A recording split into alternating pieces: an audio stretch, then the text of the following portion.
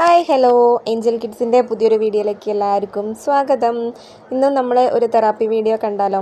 പാറുവിനെ നമ്മൾ തെറാപ്പി തുടങ്ങിയപ്പോൾ മുതലേ ഫസ്റ്റ് കോൺസെൻട്രേറ്റ് ചെയ്തത് നെക്ക് കൺട്രോൾ വരാൻ വേണ്ടിയിട്ടാണ് കേട്ടോ. അപ്പോൾ അന്ന് മുതലേ നമ്മൾ കമഴ്ത്തി കിടത്തിയിട്ടുള്ള എക്സസൈസുകളാണ് കൂടുതലായിട്ട് ചെയ്ത് വന്നിട്ടുണ്ടായിരുന്നത്. അപ്പം 3 രീതിയിൽ നമുക്ക് കമഴ്ത്തി കിടത്തിയിട്ടുള്ള കാര്യങ്ങൾ ചെയ്ത് കൊടുക്കാം കേട്ടോ.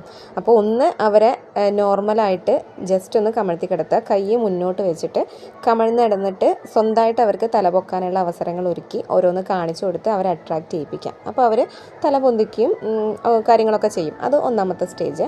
ഇനി രണ്ടാമത് നമ്മൾ ഇതേപോലെ തന്നെ കമഴ്ത്തി കിടത്തിയിട്ട് കൈ മുട്ടിലേക്ക് വെയിറ്റ് വരുന്ന രീതിയിൽ ഷോൾഡർ ലെവലിന് കണക്കാക്കിയിട്ട് മുട്ടുകുത്തി നിർത്തിക്കുക കേട്ടോ.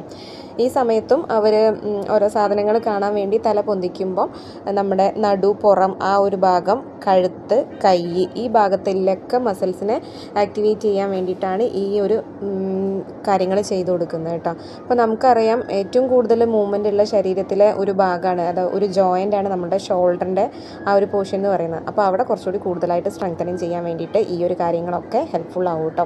പിന്നെ മൂന്നാമത്തെ കാര്യമാണ് ഈ മുട്ട് കുത്തിയിട്ട് നിന്നത് അവർ ഓക്കെ ആയി, അത് അവർ ചെയ്യുന്നുണ്ട് കുറച്ച് നേരം എന്നുണ്ടെങ്കിൽ നമുക്ക് ഈ കിടന്ന അതേ പൊസിഷനിൽ തന്നെ കൈയിൻ്റെ പത്തി ബെഡിൽ കുത്തിയിട്ട് നമ്മുടെ ഷോൾഡർ ലെവലിന് കണക്കാക്കിയിട്ട് പത്തി കുത്തുന്ന എക്സസൈസ് ചെയ്യാം. ഇതിന് നമ്മൾ മറ്റേ പുഷപ്പ് ആ ഒരു പൊസിഷനില്ലേ, ആ ഒരു പൊസിഷനിൽ കേട്ടോ. ഇപ്പോൾ 2 കൈയും ഒരുമിച്ച് കുത്താൻ പ്രയാസമുള്ള സമയത്ത് ഞാൻ ചിലപ്പോൾ ഗേറ്റേഴ്സ് ഇടാറുണ്ട് കൈക്ക്. ഇനി അതല്ലെങ്കിൽ ഒറ്റ കൈ മാറി മാറി കുത്തി കൊടുക്കും കേട്ടോ. ഇവള് ബലം പിടിക്കും. അപ്പോൾ ഇവള് ബലം പിടിക്കുന്നത് ഒന്ന് റിലീസ് ആക്കാൻ വേണ്ടിയിട്ടാണ് ഞാൻ ഇങ്ങനെ പതുക്കെ അവളുടെ കയ്യിൽ ടാപ്പ് ചെയ്ത് കൊടുക്കുന്നത് കേട്ടോ. അല്ലാതെ ഞാൻ അവളെ അടിക്കൊന്നും അല്ല കേട്ടോ, അങ്ങനെയൊന്നും ആരും വിചാരിക്കേണ്ട. അപ്പോൾ ടാപ്പ് ചെയ്യുന്ന സമയത്ത് അവൾ കുറച്ചുകൂടി ഒന്ന് ഫ്രീ ആക്കും, അതിന് വേണ്ടി ചെയ്യുന്നതാണ്. എന്നിട്ട് കൈ ഇങ്ങനെ പത്തി കുത്തി നിർത്തിയിട്ട് എന്തെങ്കിലും സാധനങ്ങളൊക്കെ കാണിച്ചു കൊടുക്കാം.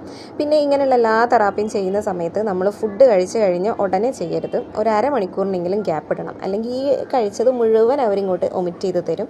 അത് പിന്നെ നമുക്ക് ഇരട്ടി പണിയാവും.